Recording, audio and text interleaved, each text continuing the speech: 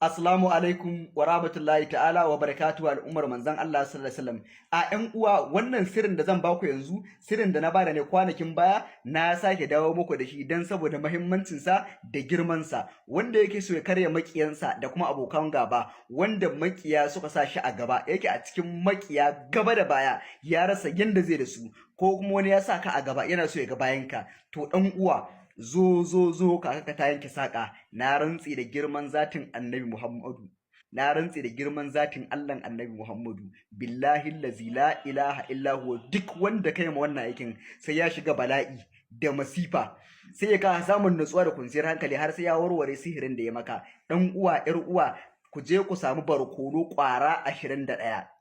kowane barkono ƙwara ɗaya ku tofa masa min sharri ma khalaq sau 21, kowane barkono guda ɗaya ku tofa masa min sharri ma khalaq sau